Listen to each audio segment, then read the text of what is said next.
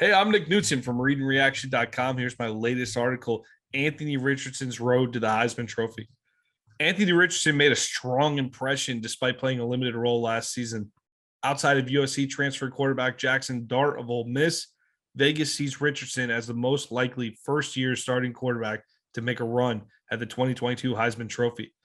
But which numbers will the redshirt sophomore from Gainesville Eastside need to duplicate in order to stand among the three statues outside of Ben Hill Griffin Stadium? The stats of the 16 Heisman winning quarterbacks since 2002 can create a roadmap to Richardson hoisting the Heisman this December. As you can see, this is not just a Florida Gators fan getting overly excited about a quarterback that showed a little bit of promise in an otherwise disappointing 2021 season. Vegas sees it the same way. CJ Stroud leading off the pack here at plus 200. You see Bryce Young on there, plus 350. Caleb Williams are all the favorites, plus 900 for Williams. But hey, go down plus 3,500. There's Jackson Dart. Ole Miss, Tyler Van Dyke from Miami, plus 3,500. Started a few games for the Hurricanes down the stretch. And of course, you have Anthony Richardson at plus 4,000, keeping company there with Kedon Slovis, Spencer Rattler, and Trevion Henderson, among others. Of course, you got Will Anderson in there. Defensive lineman from Alabama that a lot of people have pushed for the Heisman. Let's take a look at each Heisman Trophy winning quarterback from 2002 to 2021. We'll start with the most recent, Bryce Young of Alabama in 2021. The idea here was to create a set of measurements here. Obviously, this is not a scientific process, but we're trying to see if we can develop a pattern. Are there some types of what types of patterns can we find that Richardson can hit that would make him a serious Heisman candidate, preferably the Heisman Trophy winner? So you look at the team success up front here with Bryce Young, 12-1, number one ranked team in the country. He had 4,322 yards passing, 68% completion percentage, 43-4 split on the touchdown to interception ratio through the passing game. 71 rush attempts for 31 rush yards and 3 rushing TDs. So obviously Young was the type of quarterback to get done through the air, which you see with a lot of these quarterbacks. There are a few rushers throughout history here, and we'll go over some of them coming up. But Bryce Young got it done through the air. Bryce Young ran away with the Heisman after torching what had previously looked like an unbeatable Georgia defense in the SEC title game. Though Young did not always put up flashy numbers and looked human at times, Florida, Texas A&M, and Auburn come to mind, he shined in other games. He threw for 5 touchdowns in 3 different games and did not toss more than 1 interception in a single game prior to the Heisman ceremony. That's another thing I want to point out about these statistics I'm sharing. They are from the date of when they won the Heisman. So that I know if you look at Bryce Young's stats right now, they'll look a little different than what I'm showing you because they're counting on the playoff games. I'm more interested in what they did prior to the Heisman ceremony. That's what I think we need to compare to here. The number of times that Bryce Young threw for 300 yards or more in a game, 9. He had 9 games where he had 3 pass TDs or more, 5 ranked wins, 1 top 10 win, and he was 5-0 down the stretch in November and December. That seems to be a steady pattern, finishing strong. The Heisman trophies tend to finish strong down the stretch. Did Young have a defining Heisman moment? Absolutely. This was an easy question. He locked up the Heisman vote by throwing for 421 yards and 3 touchdowns, rushing for another 40 yards and 1 touchdown to lead Alabama to an SEC championship win and a playoff berth after beating Georgia. All right, Joe Burrow from LSU, the perfect quarterback for the perfect team, right? Burrow and the 2019 LSU football team will go down as legends until the end of time in the state of Louisiana. Perfect quarterback for the perfect team and a no-brainer first place ballot by early December. There were only 2 games in which Burrow failed to throw for at least 3 touchdowns, and he topped the 400-yard mark passing on 2 occasions. Burrow had 11 games where he threw for 300 yards or more. He had 3 passing touchdowns in 11 games, 5 ranked wins, 5 top 10 wins. He was 5-0 in December. And you look at these statistics here, 4,700 yards plus passing, 77.9% completion percentage, 48 touchdowns, 6 INTs, 96 rush attempts for 289 yards and 3 touchdowns. By the way, this is what I really expected Bryce Young's rushing statistics to look like. I thought Young, when I watched a few games with Alabama last year, he seems to get out of the pocket with no problem. Like when he needs to rush, it's that 3rd and 4, he needs to pick up 5. Burrow was great at that. And that's where you saw Burrow really pick up a lot of his rushing yards. If it was open, he took it, and he was athletic enough to get it done. And I feel like Young can add that to his game here in 2022 and really up that rushing total a little bit. But I expected that. I was surprised when I only saw 31 rushing yards for Bryce Young. This is more where I expected, around the 300-yard mark. So Burrow, let's finish off here with Burrow. Did he have a defining Heisman moment? No. I think he had some great moments, but he was just excellent from start to finish throughout the entire 2019 season. Nearly every time he touched the field was a standout performance. Arguably beating Alabama locked up the Heisman Trophy, but I think that merely served as the confirmation. He had put himself on the map well before that Alabama game, and the Alabama game really just confirmed, okay, LSU's for real this year. Burrow does deserve that Heisman Trophy. So it might have been the standout. It might have been the moment you see a lot of highlights from, but I don't think that was necessarily a Heisman moment. I think Burrow would have won the Heisman even if LSU ends up losing that game in Tuscaloosa, for example. So I'm going to say Burrow did it on the course of the season. The overall load of his work throughout the season got him the Heisman Trophy in 2019. All right, we'll go to 2018 here. Back-to-back Oklahoma quarterbacks, the second of which was Kyler Murray. A year after Baker Mayfield took college football by storm, Murray put on a historic performance to give the Sooners back-to-back Heisman winners to kick off the first 2 seasons of the Lincoln Riley era. Murray and Mayfield were the first back-to-back winners from the same school since Matt Leinart and Reggie Bush accomplished the same feat for Southern Cal in the 2004 and 2005 seasons. Murray was just awesome throughout the entire season here. He had 9 games where he threw for 300 yards or more, 3 touchdowns or more in 10 games, 3 ranked wins, 0 top 10 wins. They were 5-0 down the stretch in November and December. I don't believe he had a defining Heisman moment.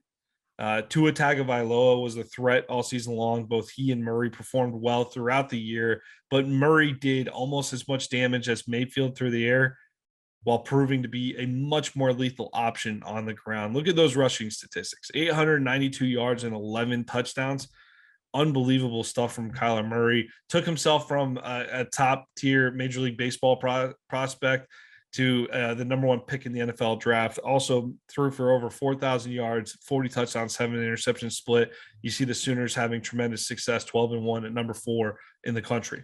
So pretty consistent profile from what we're seeing in terms of team success so far from the Heismans. Let's go to Baker. We talked about it. The 2017 Oklahoma Sooners quarterback, Texas Tech transfer. Oklahoma had a great season, 12-1, number 2 in the country. We saw 4,340 passing yards, 71% completion percentage, 41-5 touchdown to interception split, 310 rushing yards, and 5 rushing TDs on 85 attempts. The Texas Tech transfer helped Lincoln Riley kick off the post-Bob Stoops era in style. Mayfield shredded Oklahoma State for nearly 600 yards and 5 touchdowns in his most prolific outing of the season, as the Sooners' juggernaut offense failed to notch 30 points just once in 2017, a 29-24 win against Texas. He had 8 games where he had 300 yards or more passing 10 times, 3 pass TDs or more in a game, 4 ranked wins, 2 top 10 wins, 5-0 stretch down the stretch in November, December. Did Mayfield have a defining Heisman moment? Yes, he was a highlight machine throughout the entire season. Even his sideline antics against lowly Kansas turned into a national storyline. However, leading Oklahoma to a road win against number 2 Ohio State and planting the OU flag at midfield of Ohio Stadium put Mayfield on the road to New York. 2016 quarterback Lamar Jackson from Louisville. We finally see a little bit of differences here. Check out that record, 9-3, number 13 in the country. And of course, 1,500 rushing yards and 21 TDs. You take that from your running back, let alone your quarterback. 3,390 yards through the air, about 1,000 less than we're seeing from those Oklahoma QBs, right? 30 TDs, 9 interceptions. So still, even though he's only thrown for 3,300 passing yards, still 30 TDs. That's a lot of touchdowns for the amount of passing yards there. but that 1,500 extra yards on 234 rushing attempts, by the way, that's an incredible amount for a quarterback, and 21 touchdowns. Jackson put up running back-like numbers on the ground while counting for 30 TDs and 3,000 yards plus passing. It's an incredible season, but different profile we're seeing. 4 times, 300 yards more passing. He had 5 games in which he had 3 pass TDs or more, 1 ranked win, 1 top 10 win, 2-2 down the stretch in November and December. That's really the biggest difference. I mean, I know statistically it's a little bit different here, but 2-2 down the stretch. Let me tell you about that 2-2. 2 losses on the road at Houston versus Kentucky and Houston, going into the Heisman ceremony. 93 record. Not so good. Not so good. Didn't keep him from winning the Heisman, though, because he was statistically unbelievable throughout the entire season. And did he have a defining Heisman moment? The thing with Jackson, despite those ugly losses to finish the season, they had some big moments in season. 2 of them were on big stages, too. One was against Florida State. They rose to number 3 in the polls after beating Florida State here, who was number 2 in the country. Keep in mind, this is the tail end of the Jimbo era where things are starting to come apart. Florida State was number 2 in the country, goes up to Louisville in front of College game day. I believe it was a noon kickoff, and Louisville just killed them. It was 63-20. Jackson rushed for 146 yards and 4 touchdowns. Later that season, Louisville goes down to Clemson, plays number 5 Clemson, Deshaun Watson, and it was a great duel, very entertaining game. 31 rush attempts through 100 and ran for 162 yards. So Jackson, in a couple of big moments throughout 2016, shined on the national stage, and that mixed with adding a lot of statistical value won him the Heisman. 2014, Marcus Mariota, Oregon. Do you remember when he was getting ready to win the Heisman? Everyone, they called him Mariota the whole season, and all of a sudden it was Mariota.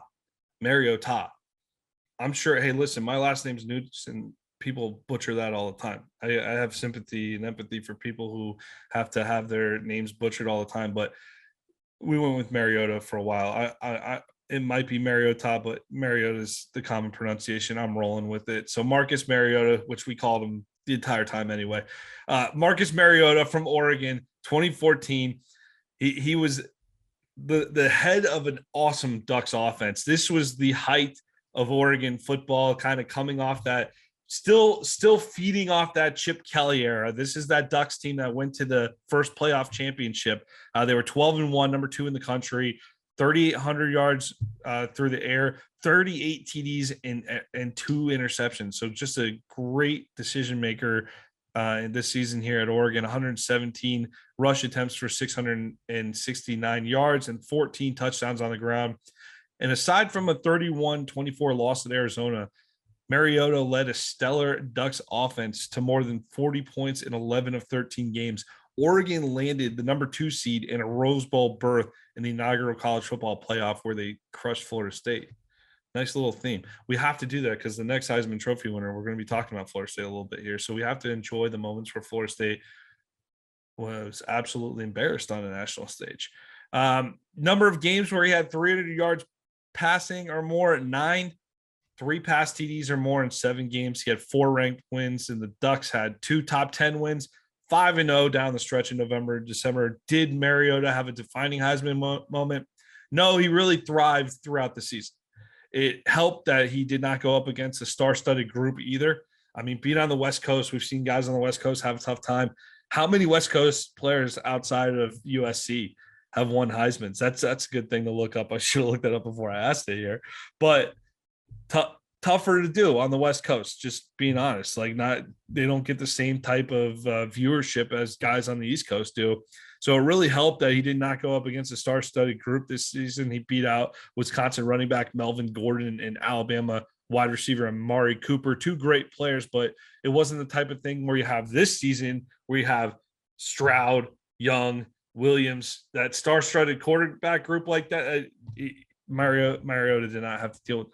So to further illustrate the point, though, take a moment, pause the video, and answer this question. Trivia question here. Who finished 4th on the Heisman ballot in 2014? Because this one shocked me a little bit. So I didn't come anywhere close. I was shocked when I saw it. So who finished 4th on the Heisman ballot in 2014. Go ahead and pause it and play the Jeopardy music real quick. Okay, and you're back. TCU quarterback, Trayvon Boykin.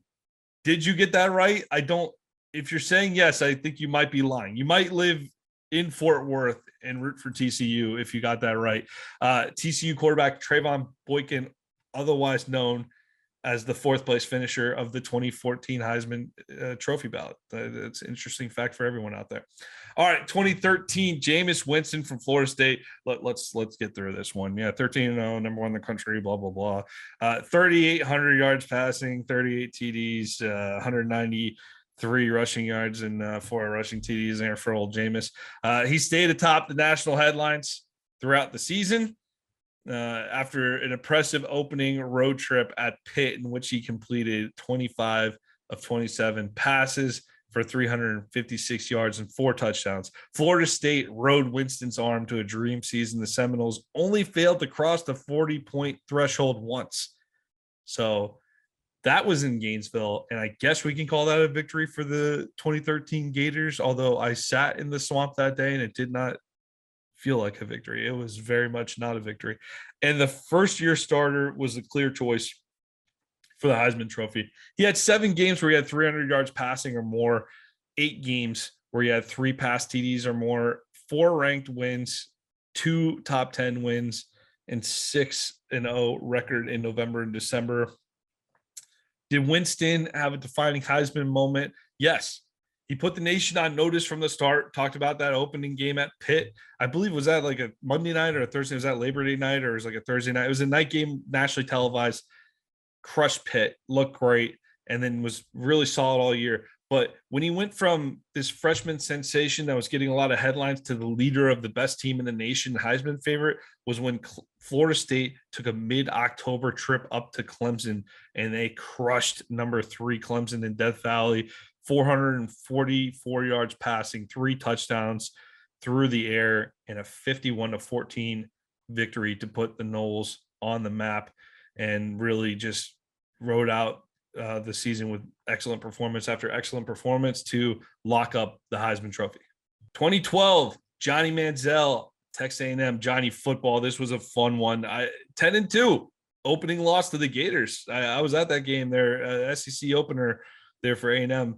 Number 9 in the country, 3,400 yards passing, 24 TDs to 8 interceptions. Not TD count pretty low there, 24. You're not going to see that among many Heisman Trophy winners. 19 rush TDs and over 1,100 yards on the ground. So Johnny Football got it done both on the ground and through the air. Although not, I mean, we saw Lamar Jackson already. He had 30 TDs, so 6 more TDs than Manziel. 19 rush TDs though, and 1,100 yards, got the job done this season. And really, it was flash. He was just the storyline of college football throughout the year. Johnny Football led the Aggies' first foray into SEC play, and he did it with style. The cocky freshman from Tyler, Texas, was a weekly highlight machine, both through the air and on the ground, leading Texas A&M to their best season since R.C. Slocum's Aggies upset Nebraska for the 1998 Big 12 crown. Manziel had 4 games where he threw for 400 or 300 yards or more. He had 6 games where he threw for 3 pass touchdowns or more, 3 ranked wins, 1 top 10 win, and a 4-0 record down the stretch in November and December. Did Manziel have a defining moment? Yes, perhaps more than anyone else over the last 2 decades. Manziel went into Tuscaloosa, led 3 touchdown drives on the Aggies' first 3 possessions to give Texas A&M a 20-0 first quarter lead over Saban and the Tide. Texas A&M held on for a massive 29-24 upset to give Manziel his Heisman moment. A&M dancing all over the field with Manziel after celebrating the win. Those were in all the Heisman highlights. That was the moment of the season, not just Texas A&M, not just Alabama, not just Heisman-wise. The moment of the season is when Manziel led the Aggies into Tuscaloosa and took down the Tide.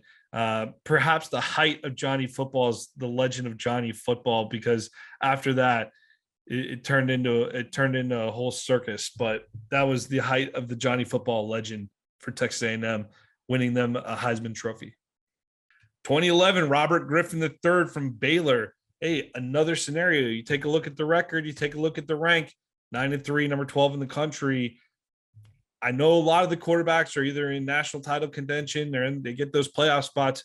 It's possible to put together a season where you're not necessarily the leader of a national championship contending team, and you can still win that Heisman Trophy.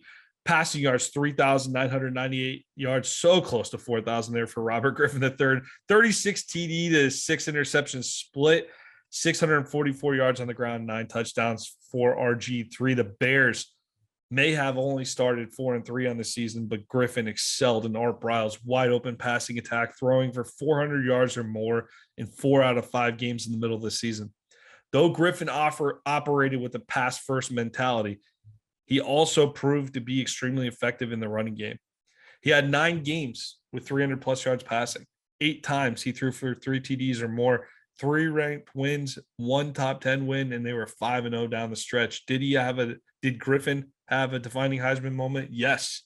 RG3 shined in the national spotlight down the stretch, leading Baylor to a 45-38 home victory over number 5 Oklahoma. Griffin threw for 479 yards and 4 touchdowns while adding another 72 on the ground. He cemented his Heisman by leading a 48-point outburst against Texas to close the season. Big time performances down the stretch by Griffin absolutely had an impact. We have to jump here to 2010. Cam Newton, quarterback from Auburn. Oh, that still hurts to read. Cam Newton should have been a Florida quarterback. Auburn quarterback. 13-0 for the Tigers. Number 1 in the country. 2,500 passing yards, 28 TDs to 6 interception ratio. Rushed for 1,400 yards on 242 attempts and 28 TDs on the ground. Florida transferred quarterback Cam Newton served as the face of the greatest season in Auburn football history. Much like Tebow, he proved to be an unstoppable force on the ground while still being effective in the passing game. Newton's Heisman resume featured 6 games with under 200 yards of passing. But between his statistical dominance and Auburn's run to a national title, the future number 1 pick in the NFL draft more than doubled second-place finisher Andrew Luck's voting tally, becoming the first Heisman Trophy winner on the Plains since Bo Jackson. He only had 2 games where he threw for more than 300 yards. 5 times he threw for 3 pass TDs or more, and he had 5 ranked wins with Auburn, 1 top 10 win. They're 4-0 down the stretch. Did Newton have a defining Heisman moment? Yes, despite some late season controversies surrounding claims of improper benefits, maybe the quickest suspension of all time. Newton stayed the course, rolled into Tuscaloosa, and overcame a 21-0 deficit by throwing for 3 TDs and running for a score to keep the Tigers' perfect season intact and a game for the ages, which earned the nickname the Comeback. In 2008, we had Sam Bradford from Oklahoma. Unbelievable season by the Sooners here. Number 2 in the country going into that BCS national title game with Florida. They were 12-1. He had almost 4,500 yards passing, 48 touchdowns. That matched Joe Burrow. That was in 2008. Matched Joe Burrow. 48-6 split on that TD to interception ratio. Awesome season here by Bradford. Wasn't much in the rushing game. As many of you saw throughout his pro career, 5 rush TDs on the season. Bradford ran offensive coordinator Kevin Wilson's up-tempo offense to near perfection and appeared to be unstoppable heading into that national title matchup with Florida.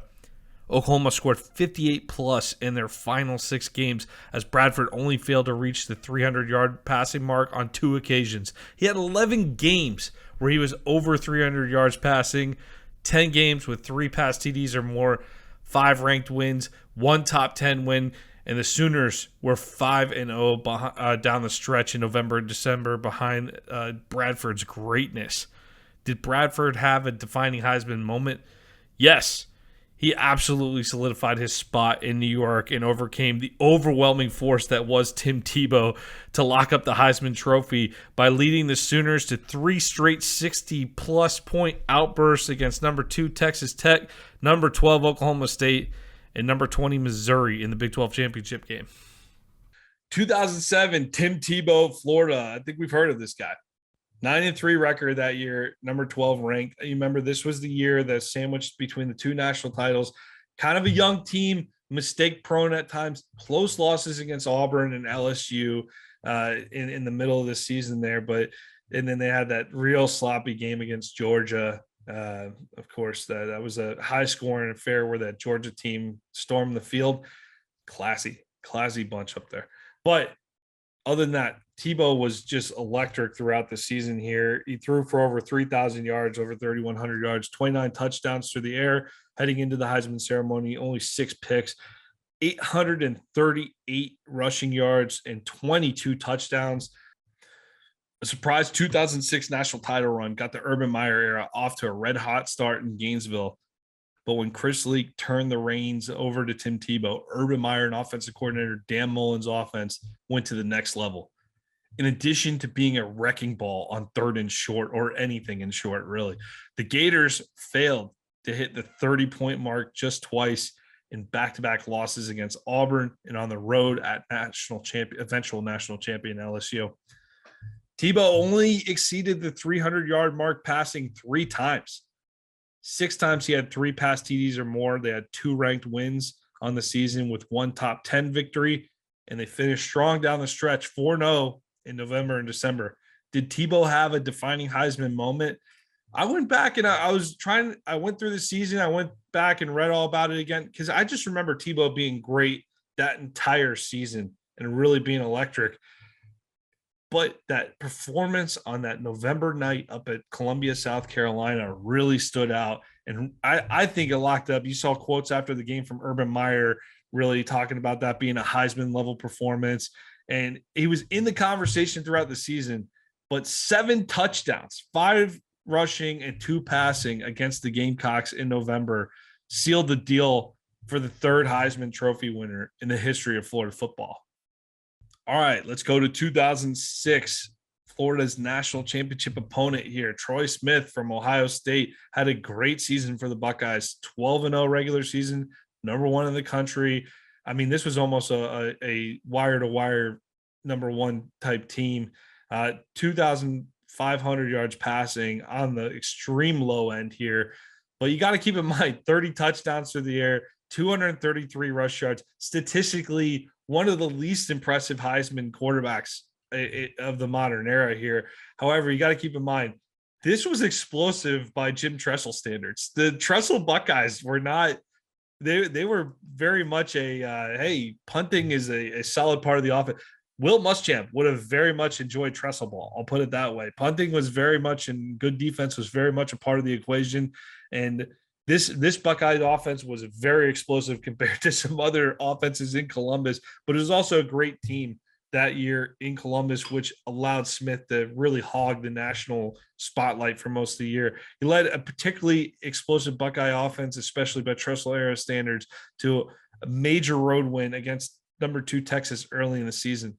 Ranked wins against Penn State, Iowa, number 13 Iowa, number 2 Michigan at the end of the season didn't hurt his resume either.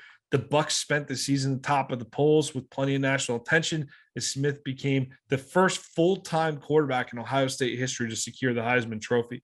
Les Horvath, for you Buckeye fans out there, the 1944 Heisman winner, split time between tailback and quarterback. Smith only had 1 game where he exceeded the 300-yard passing mark, 3 passing TDs or more in 6 games, 4 ranked wins, 2 top 10 wins, and a 3-0 record down the stretch in November, December. Of course, this is prior to the Big Ten expanding to having a conference title game. This was when the Big Ten was wrapped up before Thanksgiving, the week before Thanksgiving. Did Smith have a defining Heisman moment? Yes. Number 1, Ohio State. Number 2, Michigan squared off for the game of the century type of environment in Columbus. Woody Hayes and Bo Schembechler would have been shocked to see both teams combine for 81 points. This was that Michigan team, Chad Henne, Mike Hart, very solid Wolverine team throughout the year. And they lost that game. After they lost that game, they were campaigning to get back in the BCS title game, and Florida ended up getting that number 2 spot that year. Smith saved his best for last, throwing for 316 yards and 4 touchdowns en route to a 42-39 Ohio State victory and a berth in the BCS championship game against the Florida Gators. So Troy Smith, not the greatest statistical quarterback here in Heisman history, but the leader of the top team in the country heading into the bowl season, and had a monumental win and performance against Michigan to end the season. That really put him over the top to win the Heisman in 2006. 2004, Matt Leinart, USC. And again, you saw the numbers with Smith start to take a dip. Really, the Tebow era here, where you kind of call it the Tebow era, where you get into Tebow and Cam Newton, Bradford, those guys. It's different style. You're seeing all types of different styles, really. The 2000 to 2010 era, you saw the extreme passer like Bradford. You see the rushers like Tebow and Newton.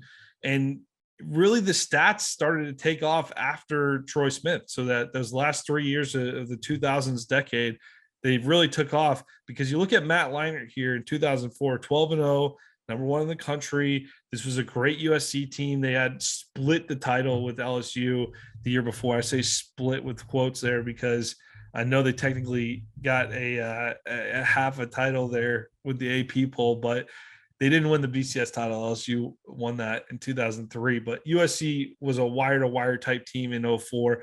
He had almost 3,000 passing yards, very close to 3,000, 28 TDs to 6 interceptions split. Not a rusher at all, minus 33 yards on the season for 3 rushing TDs. And really, he was the face of a lethal USC attack. He benefited from the presence of Lendell White, who split time with Reggie Bush, because Reggie Bush was the real attraction to this USC offense. Bush would get his Heisman in 2005, but Leinart was the face of the team that went wire to wire at number 1 and ended up with the national championship this season. Leinart only had 2 games where he threw for over 300 yards passing, 5 games with 3 TDs or more, 2 ranked wins, 1 top 10 win, 4-0 in November and December. Did Leinart have a defining Heisman moment? Yes, though we saw plenty of time in the spotlight. A 400-yard passing game and 5 TD performance against Notre Dame in the season finale didn't hurt Leinart's chances at winning a Heisman. Jason White from Oklahoma in 2003 was the head of a really stout Sooners team, 3,700 yards passing. That was a whole lot for 2003. Not a rusher at all, minus 104, but 40 touchdowns through the air is where he made his money. White and the Sooners cruised through an unbeaten regular season before a shocking upset at the hands of old Billy Snyder and those rascally Kansas State Wildcats in the Big 12 title game.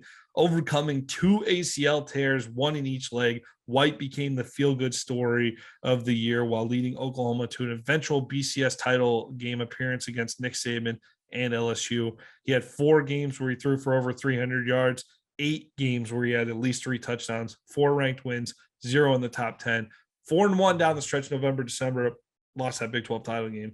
Obviously, that's that 1 loss. Did White have a defining Heisman moment? No, this was another example of a strong performance throughout the year that culminated with 13 touchdowns and 0 interceptions in the final 3 games of the regular season. White beat out a field which included Pitt wide receiver Larry Fitzgerald and Ole Miss quarterback Eli Manning. All right, our final quarterback on the list, 2002, Carson Palmer, USC, 10-2 record, number 5 in the country, 3,600 yards passing, 32 TDs to 10 interceptions, 4 rushing TDs, again, minus 126 on the ground. USC was finally back in the national limelight in year 2 of the Pete Carroll era.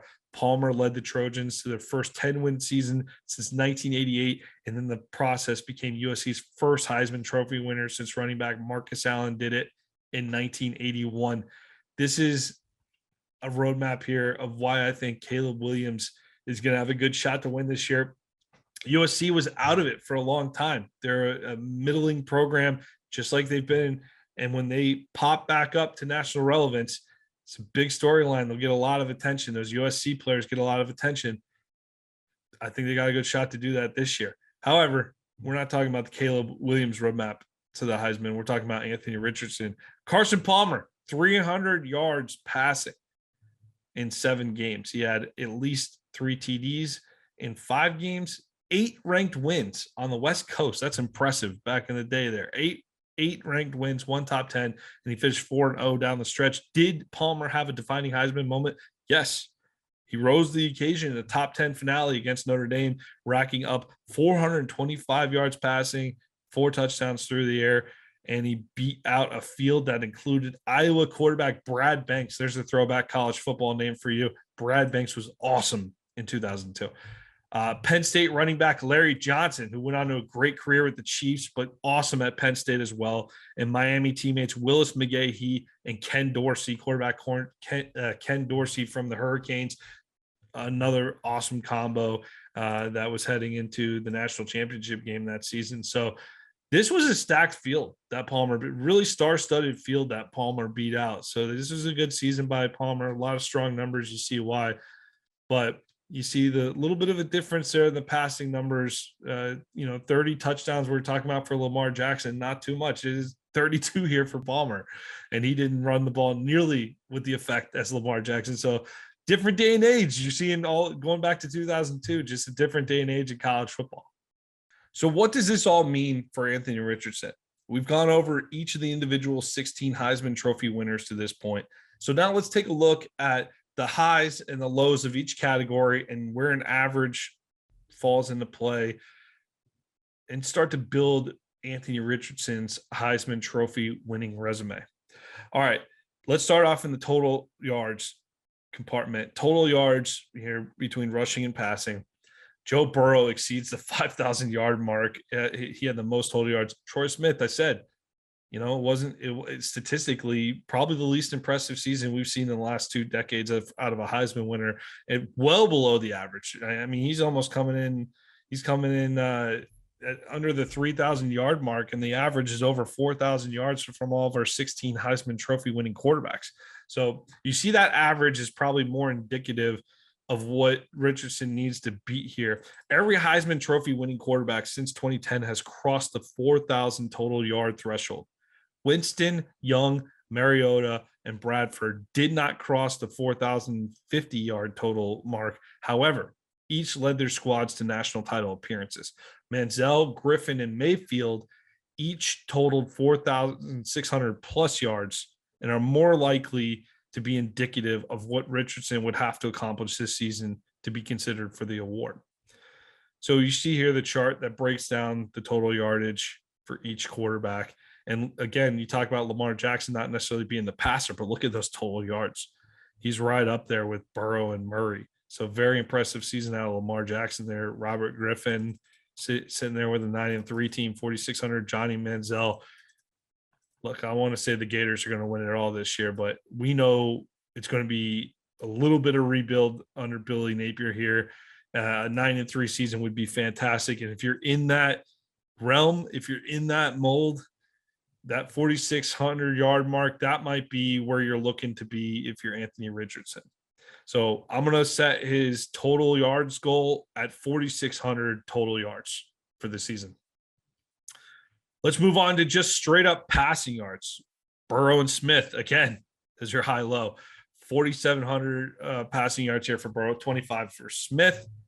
You see that average is somewhere 3,600, just below 3,700 for the Heisman winner. Burrow, Bradford, Mayfield, and Young were each awarded a Heisman Trophy without much need for rushing statistics, thanks to outstanding work through the air and a national title contending status. If Richardson does not want to rely on his rushing numbers, he'll need to throw for over 4,300 yards passing. That's an average of 330 yards passing per game. Should he cross the 600-yard mark on the ground, meaning rushing for more than 600 yards, Richardson may be able to get away with closer to 3,800 yards passing. If he were to exceed the 1,000-yard mark rushing, which he's more than capable of, his passing numbers can drop into the Tebow, Jackson, and Manziel range, 3,100 to 3,400 passing yards, so long as he accounts for enough touchdowns, both through the air and on the ground, total touchdowns. So you see here the passing leaders in the past here, Joe Burrow and Sam Bradford way out in front here. Baker's there. Some last few years here getting over 4,000 pretty regularly. But if you add some rushing numbers to the mix, look how low you can drop. Look at Cam Newton. Look at Tim Tebow. Look at Lamar Jackson, Johnny Manziel. You can stay a lot lower if those rushing numbers are absolutely elite. But let's go somewhere and just show what he'll have to do for each category. If Richardson is not much of a runner at all, which I don't personally anticipate, but let's just hypothetically give you the range. So from 0 to 299 rushing yards, he would have to throw for over 4,300 yards. If he can rush from somewhere between 300 and 799 rushing yards, 3,800 yards would be the goal through the air. If he rushes from the 800 to 1,000 rushing yard range, then you're looking at 3,100 plus through the air. So this is where I think Richardson is capable of being, in this 800 to 1,000 plus rushing yard range, with 3,100 yards through the air. I think he's more than capable of doing that. Obviously, anything close to 3,100, you're going to have to up those touchdowns a little bit. But I think if you can exceed that 3,100 and hit the 1,000-yard rushing mark, you're definitely going to be in the mix for the Heisman Trophy conversation. All right, let's go on to most rushing yards. We saw Jackson with 1,500. Look at the average here, 500 rushing yards. The least rushing yards, Palmer. A couple of those quarterbacks in the early 2000s barely contributing anything on the ground. Sam Bradford was like that too. Not much on the ground from some of these guys, but Lamar Jackson, just a different era of quarterback here, putting up running back like numbers. 500 yards on the ground average. We saw that's kind of more we saw Marcus Mariota with that 600, close to 700 yard season. If you're scoring a lot of touchdowns and if you're the leader of a top ranked team, that's fine. But if you're going to be in that 9-3 range, you better have those statistics like a Lamar Jackson. Jackson, Newton, Manziel, and Tebow, 4 quarterbacks who each relied on their ground game to enhance their Heisman resume, rushed for at least 19 touchdowns on the ground. Kyler Murray posted 11 TDs, but he also had excellent numbers through the air. He threw for over 4,000 yards and had 40 touchdowns through the air. So even though Kyler Murray was a great rusher, he was also a great passer. A dominant performance on the ground would be Richardson's quickest path to New York, and he's more than capable of it. This is not a running this is a running quarterback here. He's more than capable. He's got a great arm. I think he can absolutely dominate through the air, but if he puts up those stats on the ground to complement those great stats through the air, that's his quickest way he's going to get there. And I really do believe you. Look at these top numbers here. 1,500 yards, Lamar Jackson's disgusting. Cam Newton, 1,400. But does he have the capability to slot in somewhere between Kyler Murray and Johnny Manziel? Absolutely. Absolutely he does. I think he can be a total weapon on the ground, and I think he could be amongst the top, 4 or 5 numbers here. Tebow, 838 yards. I definitely think he can exceed that 669 mark with Mariota. So we'll see how much Napier allows him to run. That's my big question. Will Napier allow him to run? If you look at the quarterback from Louisiana that he had for all 4 years, Levi Lewis, he was not asked to run a whole lot. So I'm not sure if that's intentional or if that's what Napier coaches. And I know Napier leans heavily on that running game, but hopefully Richardson will factor into that running game a little bit. But let's just say that rushing yard goal, we'll keep it simple, 1,000 yards. Like I said, slotting in there between Kyler Murray and Johnny Manziel. If he hits that 1,000-yard rushing mark, very much going to be in the Heisman conversation. All right, let's move on to passing touchdowns here. Burrow at the top, along with Sam Bradford, 48 passing touchdowns. Johnny Manziel brings up the low end, 24 passing TDs. Johnny Football, 24 passing TDs. That's all impressive that he won the Heisman only throwing for 24 touchdowns, considering the average is up over 35, as you can see here. Only 6 of the previous 16 Heisman Trophy quarterbacks since 2002 have hit the 40-yard touchdown passing threshold. If Richardson is a vital weapon in the running game, the 30 touchdown mark through the air has shown to be enough in the past, but he would really solidify his odds if he can get up to that average around 35 passing touchdowns.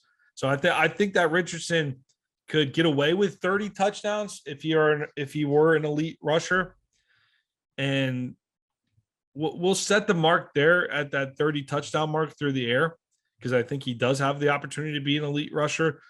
But even if he's an elite rusher, if he can just add on a couple more through the air, get closer to that 35 mark, that would really solidify his resume.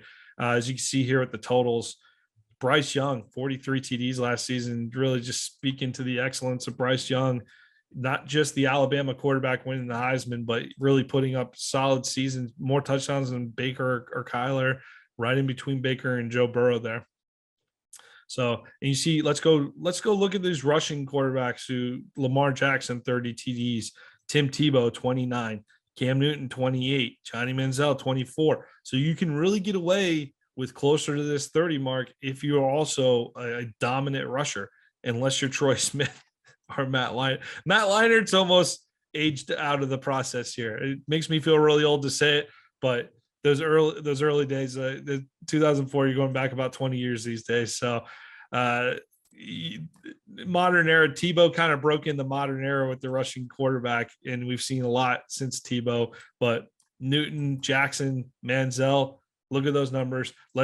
So I feel safe in saying that if Richardson were to hit the 30 touchdown mark, he would be in the hunt for that Heisman Trophy. All right, rushing TDs. Our boy Tebow, 22, most rushing TDs of a Heisman quarterback. Look at the average, 9.1. Jason White won. We don't really need to talk about that. 9.1 is the average. And really, guys like Tebow, it's really either guys are very much running for this for touchdowns, or they're very much not. So that average is reflective of some high numbers versus it's either a high number or super low numbers for creating this type of average. So prominent running Heisman Trophy quarterbacks have no issue finding the end zone. Tebow averaged close to 2 rushing touchdowns per game and rushed for just 7 touchdowns less than he tallied up through the air. 29 pass TDs, 22 rush TDs. Other elite rushers such as Newton, 28 pass TDs, 20 rush TDs, and Jackson, 30 pass TDs and 21 rush TDs. Manziel, 24 pass TDs, 19 rush TDs, came close on the touchdown front, but accounted for approximately 600 more yards than either Newton or Tebow. Richardson would likely need to at least match Mariota's 14 rushing touchdowns to be in consideration for the Heisman, but exceeding the 15 rushing touchdown mark would create a more viable resume should he end up close to 30 touchdowns passing. So you look at this rushing touchdown mark, the rushing greats here, Tebow, Jackson, Newton, Manziel, Mariota, and Murray, you're looking at above 10. These were guys that very much used their running game as a part of their Heisman Trophy legacy. Murray, though, I'm going to take him out of the equation because he really was excellent through the air as well. The running game was almost just bonus for him.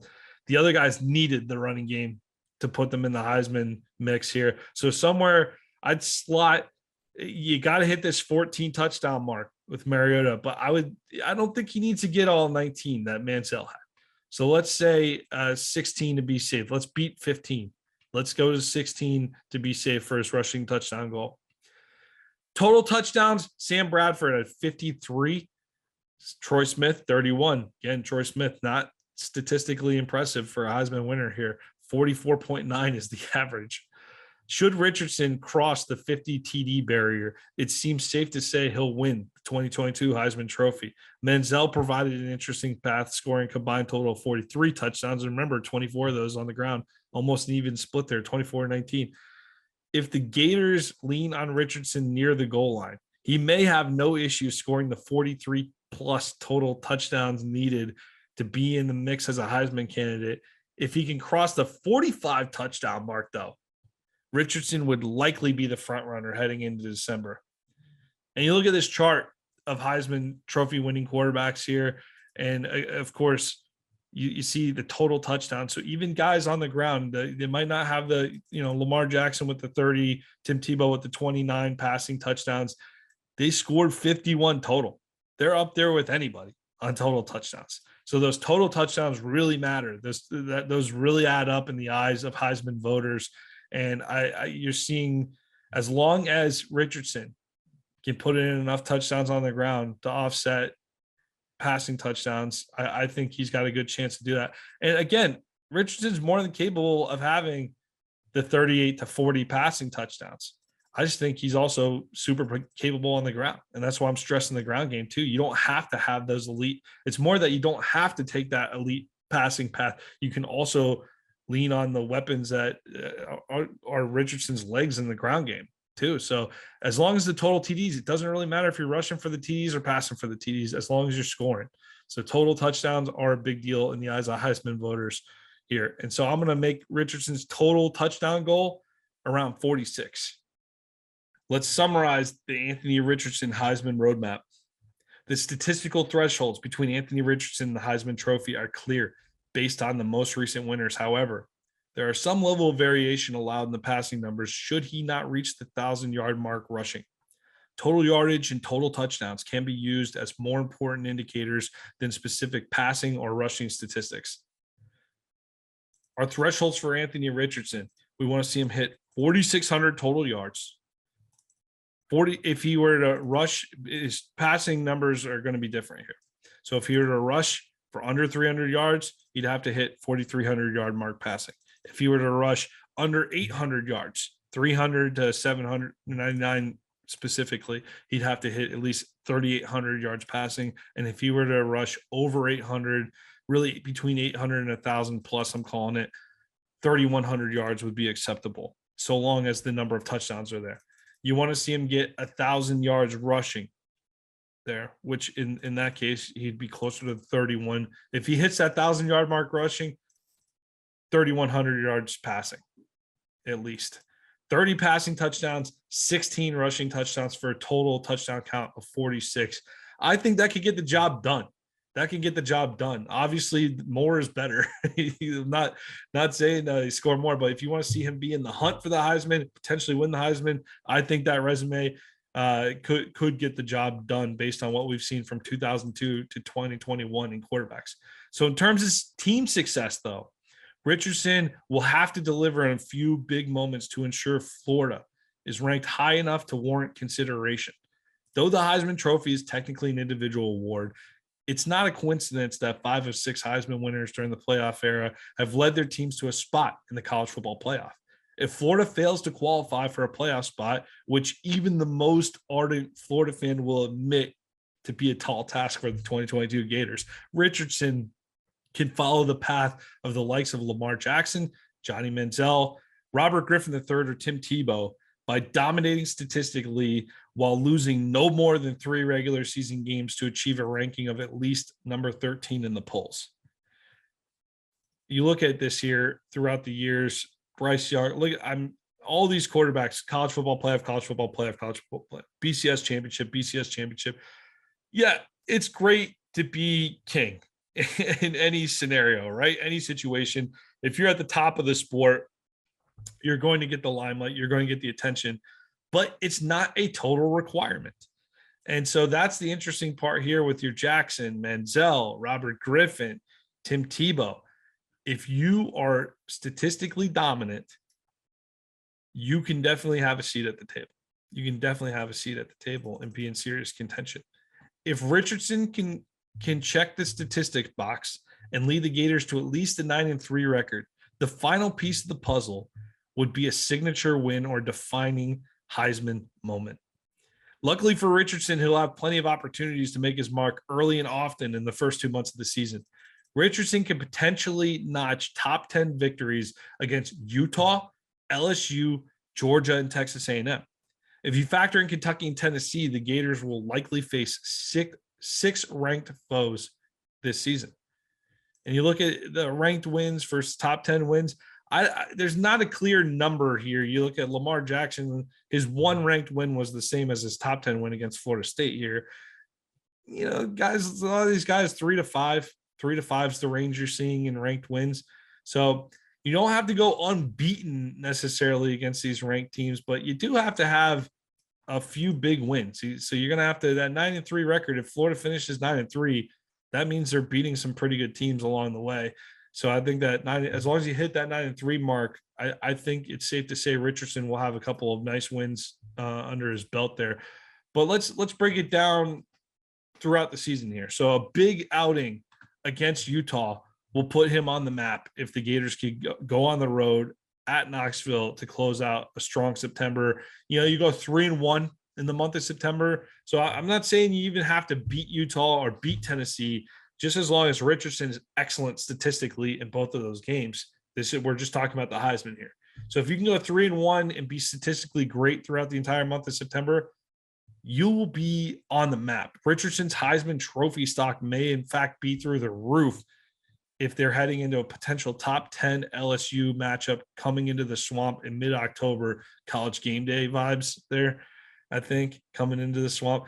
LSU, for those of you who are not high in LSU, go look at their schedule. Tell me the definitive loss before they get to the Swamp, because I don't see it on their schedule. I think LSU very well may be, if not unbeaten, one loss coming to the Swamp. Very good chance LSU's top 10, top 15 ball club coming into Florida in mid-October.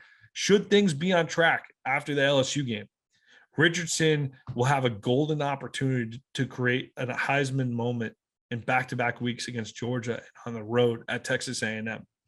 Heisman winners rarely lose in November, meaning that although Florida's biggest game is always Georgia, in terms of his Heisman status, I mean, certainly beating Georgia would be great, but you have to finish strong in November. We've only seen Jason White and Lamar Jackson lose games after that November mark. So if you go 4-0 down the stretch, that's almost more key than beating Georgia for his Heisman status. So Florida's November 5th trip to Aggieland may serve as the make or break point of Richardson's Heisman campaign. So if they go into A&M, if they get the job done and Richardson looks great doing it, a very winnable 3-game post Texas A&M slate might create enough distraction to allow another Heisman contender to leapfrog Richardson down the stretch. But hopefully Richardson will have made enough of a case in September and October that an unbeaten November stretch would be enough to keep him cemented at the top of many Heisman ballots. So I think that's an absolute weakness in this Florida schedule down the stretch here, where you got South Carolina at home, at Vanderbilt, and at Florida State. I'm not feeling Florida State being a great team this year. I think Florida State's going to struggle to qualify for a bowl. Vandy, not a lot of national eyeballs on that game. And then South Carolina at home. Maybe if Spencer Rattler's playing well and the Gamecocks are a fun team to watch, we'll get some people watching that game, but you don't have that big time matchup. There's not that top 10 Notre Dame, Carson Palmer type moment in the last week of the season. Unless the Gators were to make the SEC title game, Anthony Richardson may disappear off the national radar a little bit after the Texas A&M game. So it's absolutely critical to beat A&M, but then to continue to play strong down the stretch, put up big numbers, finish strong, and maybe you can outlast a CJ Stroud performance against Michigan at the end of the season, for example. Overall, a 9-3 record may be enough for Richardson to put up crazy numbers, but a 10-2 final record and kicking off a 4-0 November with an upset on the road at Texas A&M would go a long way toward Anthony Richardson securing the 2022 Heisman Trophy. I appreciate y'all sticking with me through this article. That was just one roadmap, one potential way Anthony Richardson can get it done and win the Heisman this year, the type of numbers he'll have to put up, the type of season the Gators will have to have, and trying to base it off of what we see from other Heisman Trophy winning quarterbacks. So I hope y'all enjoyed the piece. Hope y'all enjoyed the article. Keep checking out readandreaction.com throughout the season. We'll have more for you. Check out our weekly show, Stand Up and Holler with Will Miles and I, if you haven't checked that out yet. And looking forward to bringing you more content throughout the college football season. We're getting closer and closer. Looking forward to it, and go Gators.